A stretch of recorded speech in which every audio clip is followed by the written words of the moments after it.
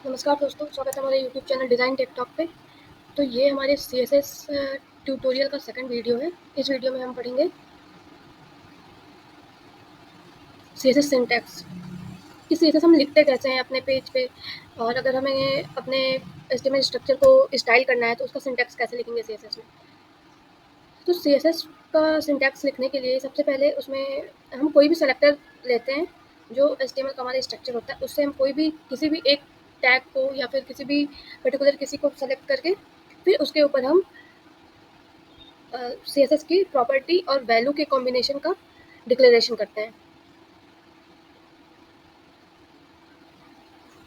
This selector points to the HTML element you want to style. आप जिस भी HTML element को style करना चाहते हैं उसको एज ए सेलेक्टर यूज़ कर सकते हैं, और एज सेलेक्टर यूज करने के बाद कर्ली ब्रेसेस के अंदर हम प्रॉपर्टी और वैल्यू लिखते हैं। जैसे इस एग्जांपल में दिया हुआ है, ये अगर इसको रन करके हम देखते हैं तो यहाँ पे एक पी टैग के अंदर कुछ कंटेंट लिखा हुआ है और यहाँ भी पी टैग के अंदर लिखा हुआ है। तो इस पी टैग को, यहाँ HTML के पी टैग को यहाँ पे स्टाइल के अंदर सेलेक्ट करके और यहाँ curly braces start curly braces and के अंदर हम जो भी CSS की प्रॉपर्टी लिखते हैं, property name and property value, इसके कॉम्बिनेशन में हम देते हैं। तो यहाँ पे क्या पैराग्राफ के ऊपर क्या CSS लिखी हुई है, पैराग्राफ को सेलेक्ट किया हुआ है और इसका CSS लिखी हुई है कलर रेड। मीन्स कि पी टैग के अंदर जो भी चीज़ हो उसका कलर क्या हो, रेड हो जाए। और टेक्स्ट अलाइन, इसका इस पूरे टेक्स्ट का अलाइनमेंट क्या हो, सेंटर हो। तो आप यहाँ आउटपुट में देख सकते हैं इसका कलर रेड है पैराग्राफ का, और ये क्या है, ये पूरे व्यू पोर्ट के सेंटर में है। तो जैसे इसमें यहाँ पे नीचे एक्सप्लेन किया हुआ है, P is the selector in CSS। तो पी क्या है, पैराग्राफ क्या है, ये सेलेक्टर है। इसको सेलेक्ट करके, पैराग्राफ को सेलेक्ट करके इसके अंदर हम CSS की वैल्यू लिखते हैं। Colour is the property and red is the property value. यहाँ पे कर्ली ब्रेसेस के अंदर कलर जो है वो क्या है, प्रॉपर्टी है, और उस प्रॉपर्टी की वैल्यू क्या है, रेड है। टेक्स्ट अलाइनमेंट क्या है, प्रॉपर्टी है, और सेंटर क्या है, उसकी वैल्यू है। नेक्स्ट चैप्टर पे चलते हैं।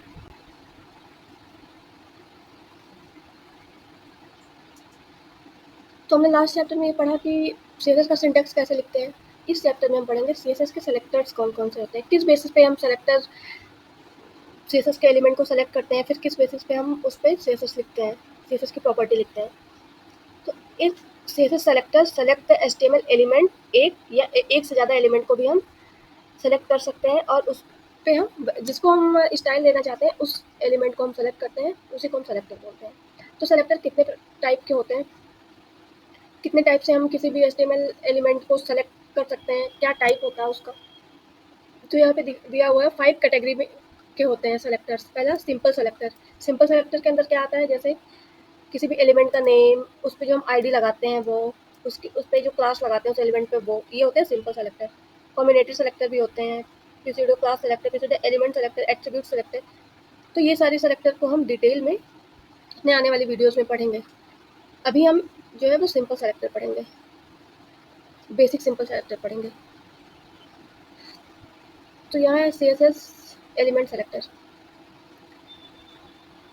तो यहाँ पे आप जैसे इसके पहले वाले चैप्टर में हमने एक एग्जांपल देखा था, उसमें क्या था कि इस एग्जांपल में क्या है, P element on the page will be centred align and red. तो इसमें इस पी को सेलेक्ट करके जब हम ये CSS लिखेंगे तो इससे क्या होगा कि जो हमारा पी एलिमेंट के अंदर जो भी कंटेंट है वो उसका कलर रेड हो जाएगा और सेंटर हो जाएगा। तो ये क्या हो गया, ये हो गया एलिमेंट सेलेक्टर, मतलब हमने पी एलिमेंट को सेलेक्ट कर लिया। फिर नेक्स्ट क्या आता है, CSS ID selector. ID selector होता है कि अगर हम अपने एलिमेंट को कोई आईडी दे दिए, जैसे अगर हम इस एग्जांपल में जाते हैं और ये हमारा पी सेलेक्टर है, यहाँ पे भी पी पैराग्राफ टैग है। तो जब हम CSS के अंदर जब स्टाइल लिखते हैं तो हमने यहाँ पे सेलेक्ट किया है पी, मतलब कि वो जितना भी पी होगा हमारा इस पेज पे वो सबको ही स्टाइल कर देगा। बट आईडी सेलेक्टर क्या होती है, ID selector uses the ID attribute of the HTML element to select a specific element. Means कि आईडी सेलेक्टर क्या होता है कि वो किसी स्पेसिफिक एलिमेंट को अगर हमें सेलेक्ट करना है तो हम उसमें आईडी एट्रीब्यूट का यूज़ करके उसको सेलेक्ट कर सकते हैं। तो इस एग्जांपल में अगर हम यहाँ पे आईडी हम कैसे लगाते हैं, अभी क्या हो रहा है कि जब हम सीएसएस लिख रहे हैं तो ये दोनों लाइन कलर और ये प्रॉपर्टी जो सीएसएस की जो प्रॉपर्टी है दोनों लाइन पे दिख रही है।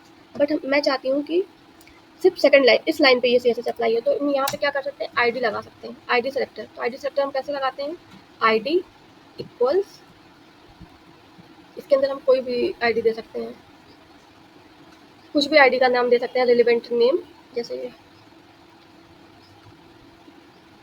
डेमो दे दिया इसका नेम। और अब इस आईडी को हम इस आईडी को सेलेक्ट करके, ये तो हो गया एलिमेंट सेलेक्टर, अभी हम क्या पढ़ रहे हैं, सेकंड आईडी सेलेक्टर। तो हमने यहाँ पे आईडी लिख दिया और अब हम चाहते हैं कि इस आईडी को सेलेक्ट करके सीएसएस लिखें। तो ये आईडी हो गया, आईडी जब हम यहाँ से लेते हैं तो ये क्या लिखते हैं, हैश से लिखते हैं, और कर्ली ब्रेसेस स्टार्ट और एंड के बीच में हम क्या करेंगे कि सिर्फ इस पे अगर लगाना है तो हम ये सीएसएस यहाँ से हटा के इस पे लगा देंगे। और ये सीएसएस हम जो पूरे इसमें लगाए थे, सॉरी, जो पूरे इस पे लगाए थे वो हटा दिया, पी टैग पे लगाए थे वो हटा दिया। तो अभी क्या हो रहा है कि पर्टिकुलर एक आईडी को ही सेलेक्ट करके ये सीएसएस लगी हुई है।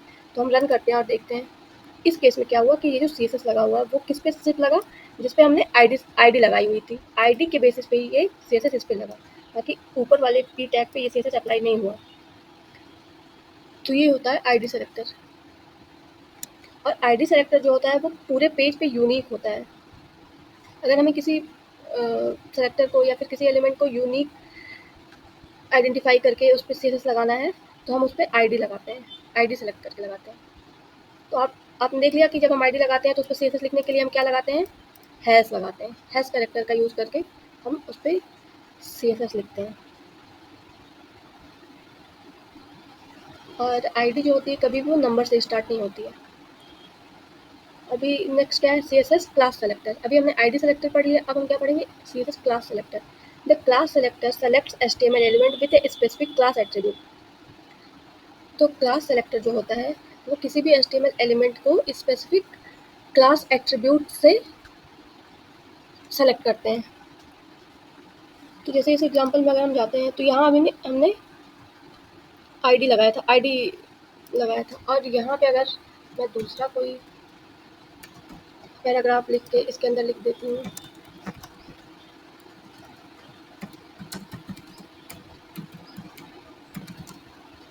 देखिए सीएसएस ट्यूटोरियल, और इसको रन करती हूँ तो इस पर भी कोई सीएसएस नहीं लगी। लेकिन अब हमें यहाँ लगाना है क्लास सेलेक्टर। तो क्लास सेलेक्टर लगाने के लिए, क्लास एट्रीब्यूट लगाने के लिए हम क्या करते हैं, क्लास डबल इक्वल्स, फिर डबल कोट्स के अंदर हम क्लास का नेम लिखते हैं।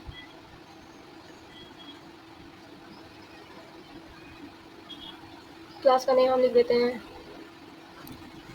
टेक्स्ट डेकोर लिख देते हैं क्लास का नेम।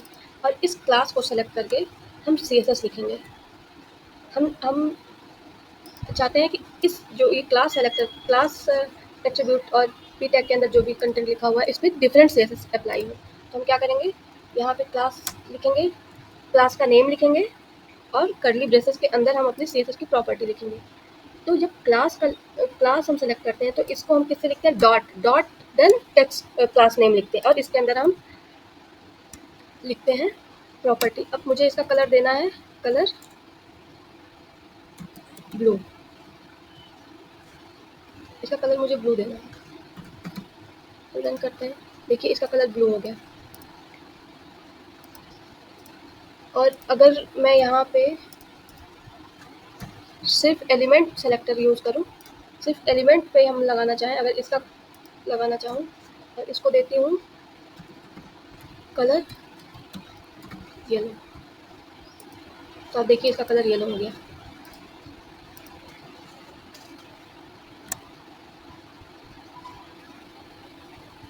और एक होता है यूनिवर्सल सेलेक्टर। तो यूनिवर्सल सेलेक्टर में स्टार से इसको सेलेक्ट करते हैं। उसमें क्या होता है, वो पूरे वेब पेज पे जितना भी कंटेंट रहेगा वो क्या करेगा, उसमें उसको उस पर अप्लाई होगा। मतलब एक साथ सब पे अप्लाई होगा। कोई ये नहीं देना पड़ेगा कि H1 पे दे रहे हैं या फिर P टैग पे दे रहे हैं, इस पे दे रहे हैं। अगर हम यूनिवर्सल सेलेक्टर लिखते हैं तो वो सारे जितना इस पेज पे जितने भी कंटेंट हो गए वो सबके लिए वो अप्लाई होगा।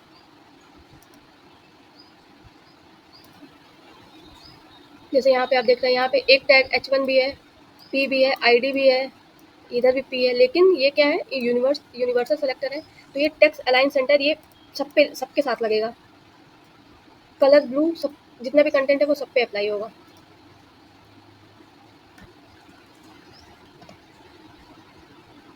नेक्स्ट क्या है, the CSS grouping selector. Grouping selector क्या होता है कि जैसे अगर मुझे H1 के लिए भी सेम CSS की प्रॉपर्टी लिखनी है, text align centre colour red, H2 के लिए भी सेम वही लिखना है, कलर सेंटर और ये, और P टैग के लिए भी हमको सेम वही प्रॉपर्टी लिखनी है। तो ये इन तीनों को अलग अलग ना लिख के, से अगर प्रॉपर्टी सबकी सेम है तो इनको अलग अलग ना लिख के हम इसको एक लाइन में भी लिख सकते हैं, ग्रुप करके लिख सकते हैं। तो इसी को कहते हैं ग्रुप सेलेक्टर। ग्रुपिंग सेलेक्टर में क्या होता है कि हम कई सारे HTML के कई सारे एलिमेंट को एक सेम स्टाइल के साथ लिख सकते हैं। तो उसको लिखने का क्या तरीका होता है, हम यहाँ कॉमा लगा के लिखते हैं। जैसे एक सेलेक्टर लिखा, कॉमा, फिर सेकंड सेलेक्टर, फिर कॉमा, फिर थर्ड सेलेक्टर। जैसे यहाँ पे है, ये सब एक ही प्रॉपर्टी यूज़ कर रहे थे CSS की, तो यहाँ पे क्या हुआ, इसको एक साथ ग्रुप कर दिया। इससे क्या होता है कि हमारा कोड भी छोटा हो जाता है, मिनिमाइज हो जाता है कोड, और एक ही कोड, एक ही HTML लाइक एक ही CSS के साथ हम ज़्यादा लिख सकते हैं। तो इस चैप्टर में हमने क्या पढ़ा, एक तो पढ़ा ID सेलेक्टर। ID सेलेक्टर हम कैसे लिखते हैं, ID लिखते हैं, ID लिखते हैं, और फिर ID का selector element with ID name, इस तरह लिखते हैं हम अपने टैग के अंदर, मतलब HTML का जो टैग लिखा है उसके अंदर। और जब हम CSS लिखते हैं तो उसको किससे लिखते हैं, हैश के साथ ID का नेम। और क्लास सेलेक्टर क्या होता है, क्लास सेलेक्टर में हम एलिमेंट के अंदर कैसे लिखते हैं, क्लास एट्रीब्यूट क्लास इक्वल्स, फिर डबल कोट्स के अंदर क्लास का नेम। और जब हम CSS लिखते हैं तो उसमें क्या करते हैं, क्लास का नेम डॉट के साथ लगाते हैं, और जब ID लगाते हैं तो उसको कैसे लिखते हैं, हैश के साथ। फिर एक होता है, फिर हमने क्या पढ़ा, यूनिवर्सल सेलेक्टर। यूनिवर्सल सेलेक्टर में अगर हम यूनिवर्सल सेलेक्टर के अंदर कोई भी CSS लिखते हैं तो वो ऑल ओवर पेज पे इफेक्ट करता है, वो और पेज पे अप्लाई होता है। फिर हमने क्या पढ़ा, एलिमेंट सेलेक्टर। एलिमेंट सेलेक्टर जैसे हम कोई भी एलिमेंट HTML का एलिमेंट लिखे हैं, H1, H2 या पैराग्राफ टैग या स्पैन कुछ भी लिखा हुआ है, तो उसको सेलेक्ट करके हम अगर CSS लिखते हैं तो उसको बोलते हैं एलिमेंट सेलेक्टर। जैसे यहाँ पे P एलिमेंट है, यहाँ पे P को सेलेक्ट करके कर्ली ब्रेसेस स्टार्ट और एंड के अंदर अगर हम CSS लिखेंगे तो वो हमारे P टैग पे अप्लाई हो जाएगा।